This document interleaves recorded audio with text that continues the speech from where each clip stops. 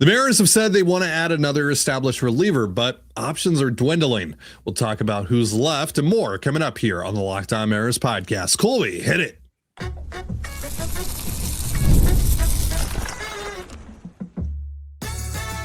You are Locked On Mariners, your daily Seattle Mariners podcast. Part of the Locked On Podcast Network, your team every day. Ahoy, sailors, and a Merry Christmas Eve to those of you who celebrate. You're listening to the Locked On Mariners podcast, part of the Locked On Podcast Network, now the #1 sports podcast network. My name is Teddy Gonzalez, and I'm joined as always by my co-host Colby Patnode. We're two lifelong Mariners fans who've been covering the team for over half a decade. And today, while it's not Monday, we're going to answer a couple of questions from listeners. We're also going to talk about the remaining bullpen options for the Mariners now that Pete Fairbanks is off the board. He went to the Marlins this morning, and we'll revisit a couple of DH/third base options we've talked about in the past. But before we do, I want to shout out our title sponsor today, FanDuel. If you want to be right in the middle of the action this season, visit FanDuel.com and place your NFL live bets all season long. Transactional Healing wants to know, oh boy, 2 years ago today, the Mariners signed Mitch Garver. What is the best Christmas present acquisition the Mariners can make today to put you in the holiday spirit?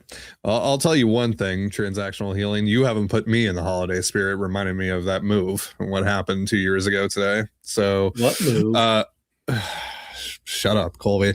Say it. No, I'm not saying it.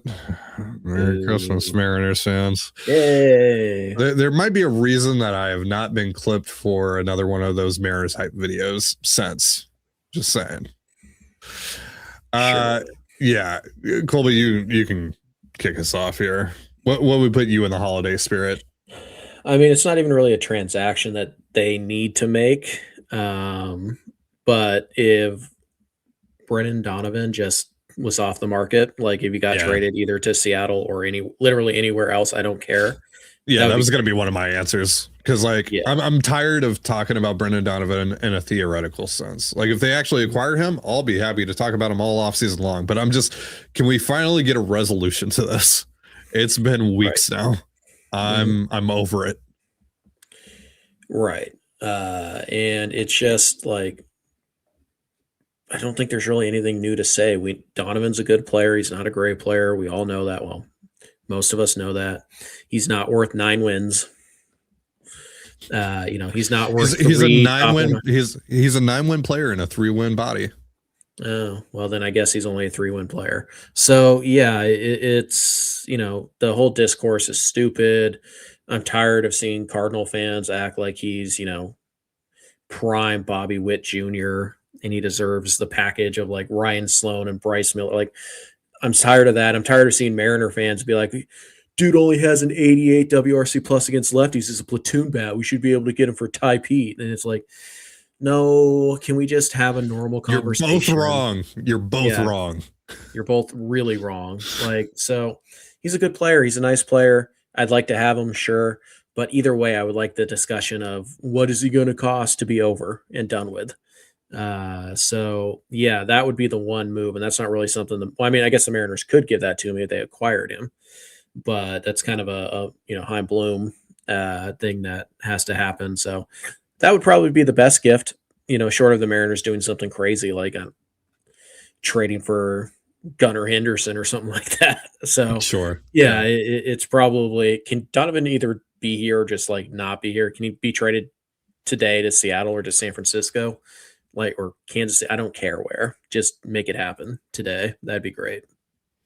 Yeah, that would be like my realistic ask. My unrealistic Christmas wish here is hey, maybe just spend some money and just go out and get Alex Bregman or Bo Bichette because they're right there. And there's your very clear answer to third base. It's so simple. Here's 2 really good players. Just go spend the money and just get this over with. That'd be awesome. But it's not going to happen. So, but that would make me very happy on Christmas. All right. Next question from that Mariners guy. Understandably, the Mariners want to give the young guys playing time to develop. Do you think the combo of Gino and Donovan would be the best of both worlds, adding 2 impact bats that can move around DH/infield, leaving one spot always open for them to grow? I think you can do that. And Donovan, again, can move around. Gino, can at least DH, play third, play first. So there are going to be plenty of opportunities to get Young and eventually Emerson enough play time to make that all work. So yeah, I think something like that is probably ideal, and I think that's probably what the Mariners are trying to do. Now, if they don't get Donovan and Donovan gets traded elsewhere, then maybe they sign Gino and that's it. I don't think they'll add a second base, or third baseman to the mix if they can't get Donovan. He's just a unique fit, and because of his versatility, because of his cheapness. We've talked about this.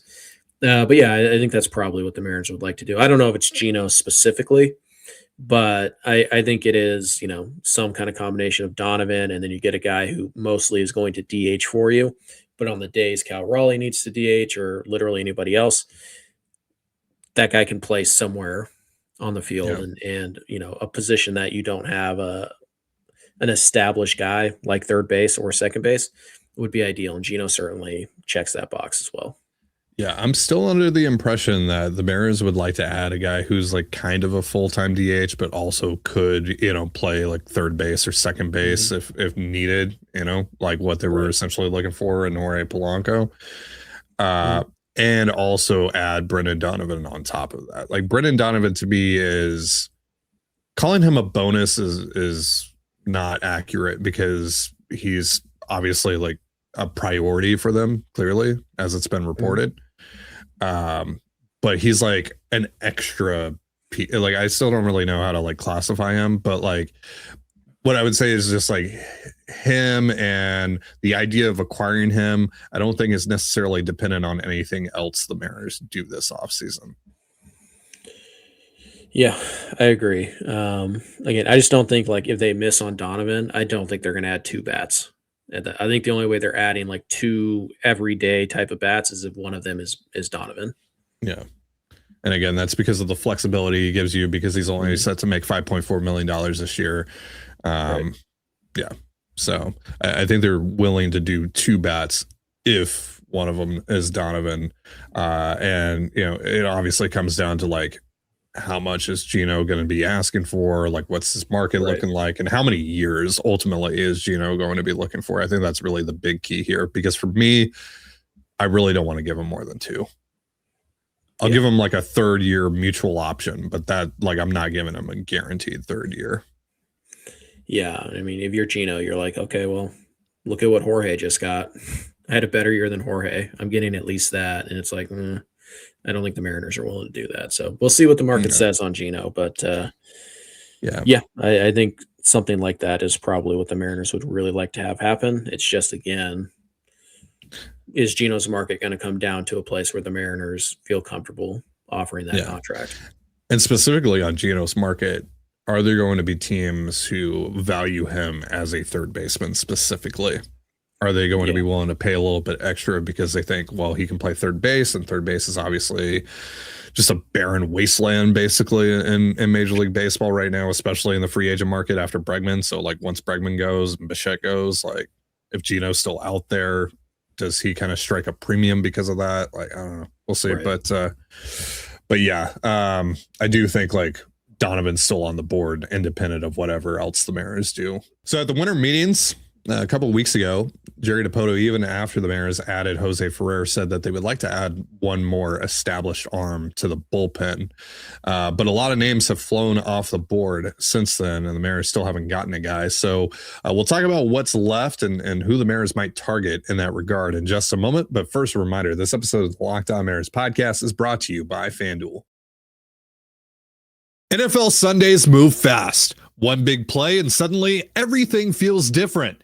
That's what makes live betting with FanDuel so exciting. You're not just watching the game, you're reacting to it in real time. With FanDuel, you can place bets as the action unfolds. Every drive, every momentum swing, every highlight moment. Live betting is best when the game starts to shift, a receiver gets hot, a defense tightens up, or the momentum flips after a turnover. FanDuel lets you jump into the moment as live spreads and money lines adjust instantly and player props update as guys heat up. You can bet next touchdown scores, drive results, totals, and more. It keeps you locked into every snap, every drive, every possibility. So if you want to be right in the middle of the action this season, visit FanDuel.com and place your NFL live bets all season long. FanDuel, the game moves fast, and so can you. And you're listening to the Locked On Mariners podcast, part of the Locked On Podcast Network, your team every day. Thank you so much for making us your first listen for all things Mariners. And also thank you for making Locked On the #1 sports podcast network. You already live your team every day. Now take it up a level and go ad free. Join the Everydayer Club today and get Locked On Mariners with no interruptions, members only Discord access, and more, all for just $5 a month or $50 a year. Go to lockedonmariners.supercast.com or check the link in the show notes to learn more. So again, Jerry Dipoto at the winter meetings a couple weeks ago told the local media that the Mariners would like to still add another established arm to their bullpen. They haven't done so yet, though, and a lot of guys that we really liked as that second arm have gone off the board, like Sean Armstrong, and today Pete Fairbanks signed for 1 year and $13 million with Miami Marlins. So I'm not sure if the Mariners actually had much interest in Fairbanks, but still, he was a guy that I liked personally for the Mariners. Luke Weaver has gone off the board. We talked about him quite a bit. Matt Strom got traded to the Royals. We talked about him quite a bit. So a lot of these names that you and I have talked about, Colby, they're no longer available for the Mariners, but there's still some guys out there that the Mariners could circle here. So let's talk about a few of them. You got anyone that stands out to you for the M's? I think most of the or pretty much all of the expensive relievers, like the guys who, get more than $10 million, I think they're pretty much off the board right now. And I don't know how many of them were actually on the Mariners board to begin with. This is not an area where the Mariners typically spend much money. We did hear that they liked Phil Maton and they were in on that, and Maton ended up getting 7.5. So that may be, about what they're willing to spend max on a guy. So that does limit their market a tad. But in free agency, the guy I like is Tyler Kinley. Mariners to the moon here also wanted to know about Tyler Kinley, saying we heard that the Mariners had done work on the Rockies bullpen at the deadline. Could they look to sign Tyler Kinley now that he's a free agent? Yeah, I think so. I like Kinley. He had a really good, strong finish to his year. And he is a guy who I think kind of fits what the Mariners are looking for, what they're trying to get. You really have to buy into 2025. He wasn't all that good in 2024. Not really that good any other year, but he doesn't throw from the typical arm slot that the Mariners typically like from these guys, but that's fine. We talked about the need for something different to come out of this bullpen, and it is an elite slider, or at least it was last year. 99th percentile in breaking ball run value, 93rd percentile in average exit velo, 89th percentile in whiff, 81st in chase, which didn't, good strikeout rate, not elite though. It wasn't anything to write home about. So there's actually more swing and miss here than he actually got last year. The walks are going to be a bit of a problem, but again, if you get as many swing and misses as he does, or he did last year at least, then the walks can be mitigated. Also 100th percentile in hard hit rate. He's a fly ball pitcher, not a ground ball pitcher.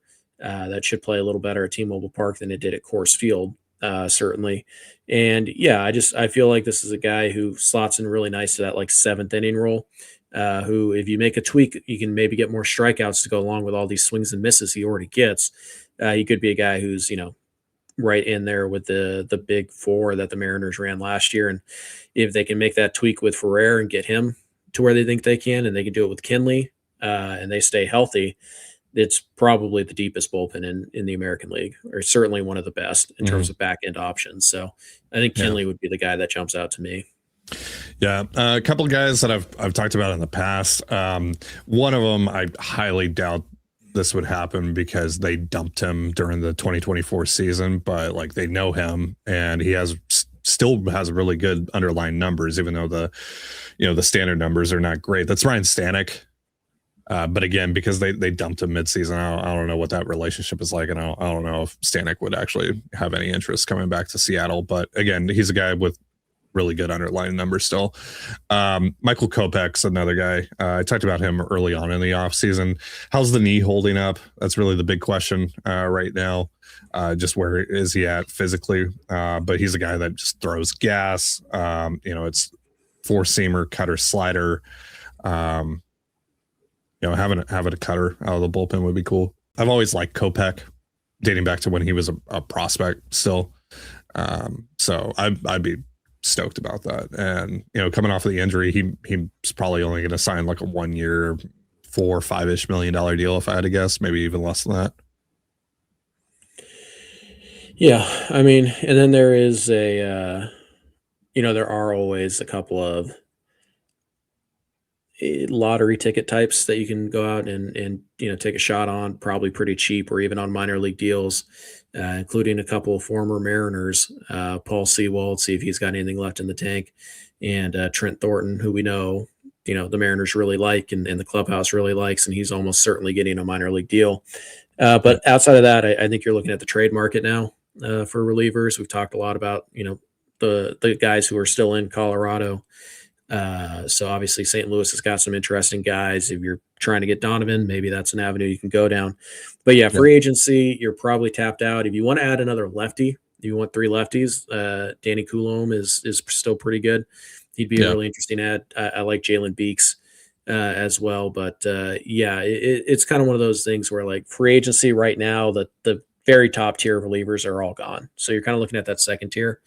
And I think that's a tier that's probably going to get, 7 to 9 million. And then after that, I don't see a ton where it's worth not just like, hey, we'll just give Paul Sewald 2 million. See if he has anything left. We'll sign Thornton or maybe Drew Smith to a minor league deal, see what they have left, that type of thing. But yeah, I think if they're going to add a significant bullpen piece, like somebody who could be a leverage arm for them, I think it's either Kinley, who might end up getting 9 million, 10 million bucks just because he's the best guy left. Or it might end up being a trade, a cheap arm, like a Gregory Santos type of deal, probably something they're looking for right now as well. Juan Mejia would be the guy that I would circle in that regard from Colorado. Like Maris to the Moon mentioned, they did quite a bit of work on the Rockies bullpen guys. So, Mejia, Seth Halverson, Victor Vodnik, maybe. Jake Bird, even though he's with the Yankees, that did not go well. So that's a pivot there. And obviously we've talked a lot about Riley O'Brien and Matt Swanson as a couple other guys that make some sense there. Yep. Yeah. We have another suggestion here from Zach. Would you have any interest in Scott Barlow as the final major league bullpen piece? Should be relatively cheap, and despite the walk, still strikes out a decent amount of hitters. I don't know if you've looked at Barlow's Savant page. There's still quite a bit of red there. He really limits hard contact. It's just the problem is he walked a lot of guys this year. He was first percentile walk rate. Yeah. Barlow's fine, but to me, he's kind of one of those guys that is like in that middle tier that you try to avoid. Like he's a guy you give $5, $6, $7 million to, and you're probably better off just going after the guy who's going to make 1 or 2 million because their floors are going to be basically the same. So Barlow, fine, like at the right price. 4 or 5 million isn't the worst thing in the world for a reliever. It's just, again, at that price, I'd rather just drop down a tier and try, take a shot on a couple of guys. But Barlow's fine. I kind of put him in that like Jake Junis range where it's like, yeah, I mean, cool. Like still pretty good stuff. Could probably help you. Junis has a little added bonus of, a history of starting. So that actually helps him a little bit more too. But I've always felt like he would be a Jerry guy. Yeah.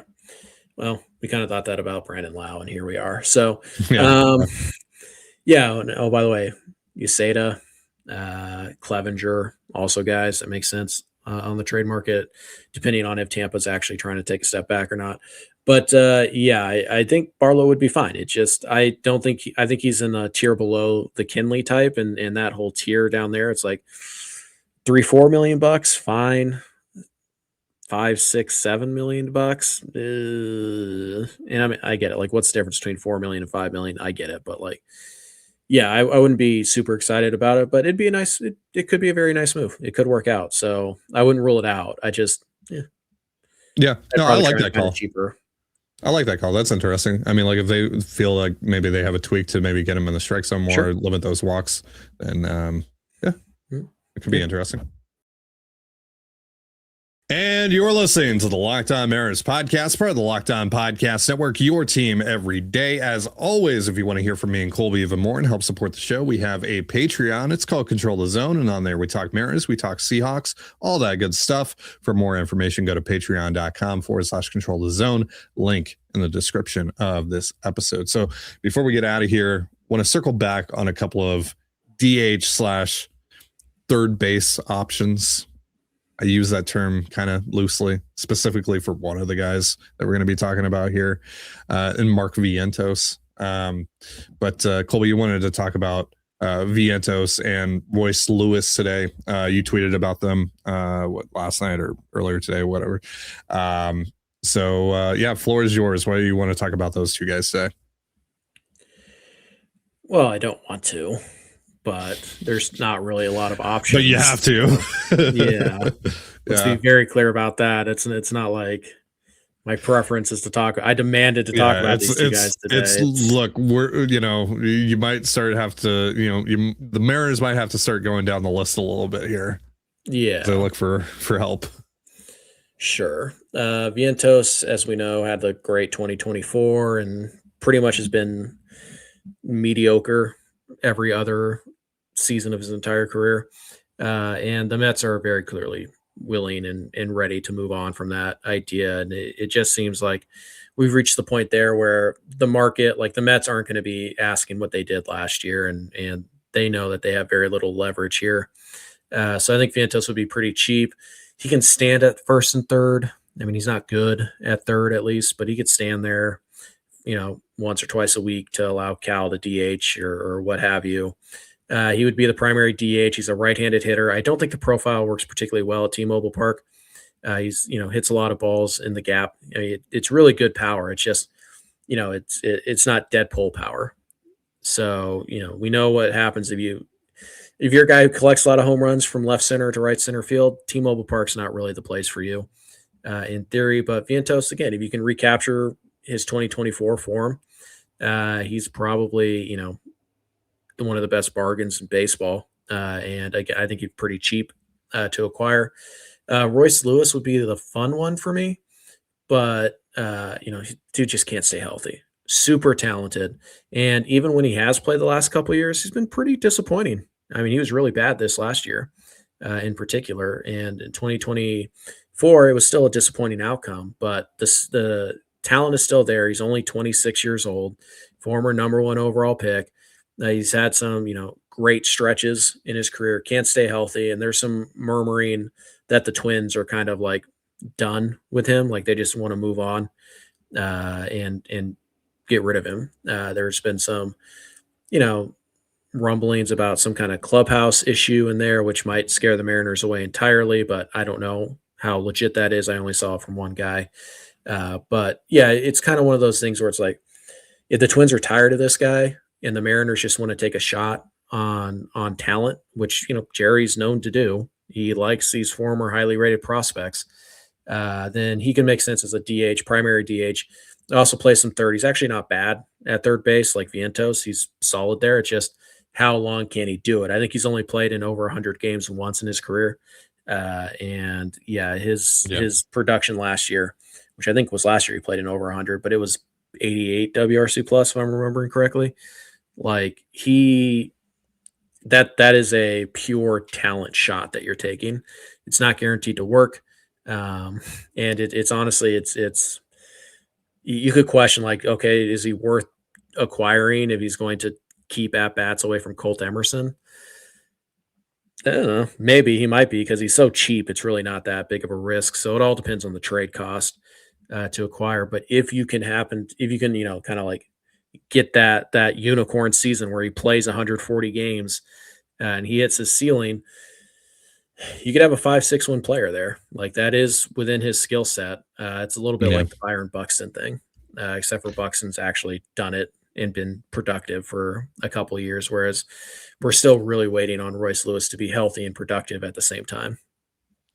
I'm going to be honest with you. I missed about half of what you said because I was so distracted by the Mariners photoshopping Brian Woo's face onto Will Ferrell's body on this elf poster. That is crazy work. Yeah. Vientos, like we talked about the other day. When was it? Was it Fan Fiction Friday? Yeah, it was Fan Fiction Friday that we got a trade proposal involving him. I just see that going sideways and I just don't see how his bat works in Seattle.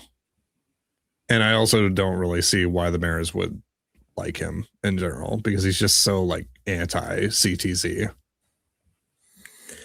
I mean, to be fair, Gino kind of is as well. I mean, yeah, but Gino, obviously they like Gino for other reasons. Non-baseball reasons. Would Gino have like a 6 WRC plus at home last year? How much worse could Vientos really be? Ignore the other 81 games that they play on the road. Right. As a lot of Mariner fans like to do. Yeah.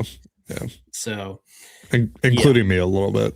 Yeah. I'm not gonna lie. I mean, that's fair, but it is a problem with Gino, obviously. It limits what he's worth to you, but again, don't really want either of these guys in particular, but if the Mariners really want to add a primary right-handed hitting DH, which is kind of the word, they want a right-handed hitter. They want him to be the mostly be the DH, but they would also really like it if he could play second or third. It's like, well, that's a short list. I mean, it's Gino, and you're not going to pay Bichette. You're not going to pay Bregman. They're not going to be primary DHs anyways. So after that, it's a short list, and Vientos and Lewis are two guys who they do, fulfill that ideal circumstance for the DH, where they are right-handed hitting and they could play third base. So technically they should be on the list, but yeah, I mean, Lewis can play third base. Yeah, no, he's pretty good. Can Vientos play third base? He can stand there. Yeah. I could also stand at third base. No, you couldn't. No, you couldn't. No. I mean, one ball hit your way, you're done. You could put my body physically there, is what I'm saying. Sure, but you'd still be significantly worse than Vientos. I mean, sure, yeah, that's fair. Yeah, it's he can stand there, and you're overlooking. I'll just cut this off in the comments. Perry Hill can turn anybody into a Gold Glover, so clearly he would fix Vientos. Totally, yeah. Well, that is going to do it for our show. Thank you so much for joining us here on the Locked On Mariners podcast, part of the Locked On Podcast Network, your team every day. For Colby Patnode, I'm Titan Gonzalez. Be sure to give us a follow on Twitter at LO_Mariners. You can follow me at Titan Gonzalez, Colby at CPAT11, that's CPAT11. We're also on Blue Sky. You can follow me at TDG, Colby at MLB Colby, and the show at Locked On Mariners. You can also find us on Instagram at Locked On Mariners. Have yourself a beautiful baseball day, and we'll see you next time. Peace and Merry Christmas.